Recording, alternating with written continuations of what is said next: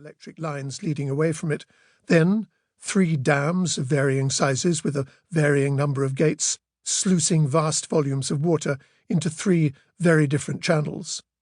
And finally, a cement-edged ship canal, complete with a dam and a set of locks that the skipper can, if he so chooses, turn into, and thus be locked out of the main Mississippi and ushered into another river with what is to most Americans an as yet unfamiliar name, the Atchafalaya. He'll not choose to go that way today. His destination is New Orleans. His Wyoming coal is bound for a Chinese freighter, waiting impatiently off the coast there and bound for a fueling factory outside Shanghai. But his coal will reach China only if he manages to pass safely by the perils of the control structure, which is now closer, looming ever more prominent in its stark brutality off to starboard. Of its 5 parts, it's those numbered 3 and 4 that he most needs to worry about, those 2 dams with their utterly forgettable names, the low sill and the auxiliary structure.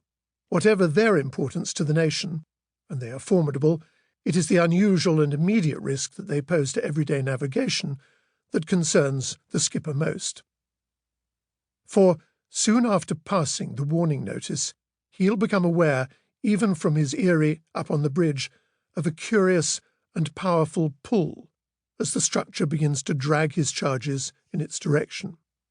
Slowly, at first imperceptibly, his lead barges will begin to tease away from him, trying to move themselves off to starboard, as if they were being sucked out of the channel by an invisible force greater than the main downstream current. The 2 narrow channels leading to the sill and the auxiliary are trying to draw his boat and his cargo across the main stream to tumble down their dangerously steeper slope toward the Atchafalaya. Siren-like, they beckon his barge train to come this way. Detach yourselves post-haste. Come stray from the main purpose of the journey. The inch-thick steel hawsers that bind the barges together, designed to make them move as one, start to creak and groan under the strain of the temptation. But our skipper has the power of a good 11,000 horses of diesel in the underbelly of his towboat, and he telegraphs below for a boost to the starboard screw. Moments pass until slowly, heavily, the barge train starts to come back into line. The great floating boxes begin to straighten up, the wayward few at the bow tip, coaxed and disciplined by the diesel's power and the towboat's gathering speed, to resist whatever it was that was trying to force them to break rank, to move off towards the west.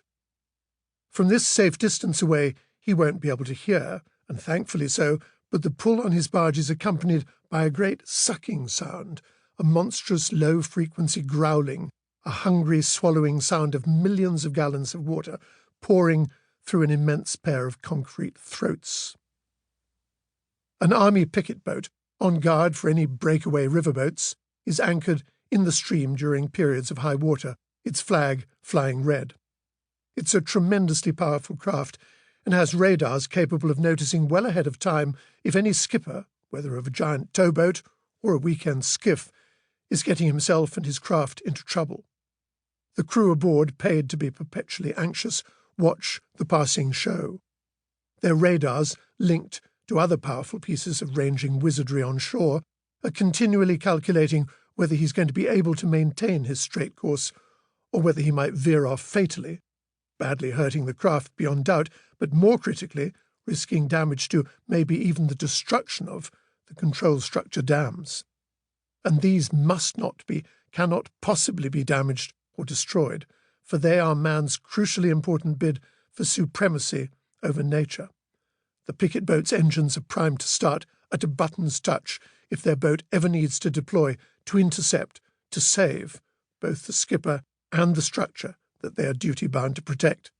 For the structure is a thing of unimaginable value, vital to the interests of the entire United States. And yet, beyond the Mississippi River, it's almost unknown. And then finally, the channel's hungrily gaping mouths have slipped past. The skipper can see them now only if he turns and looks over his right shoulder. He can feel their drag lessening as he pulls away downriver, once beyond Point Breeze past Hunter.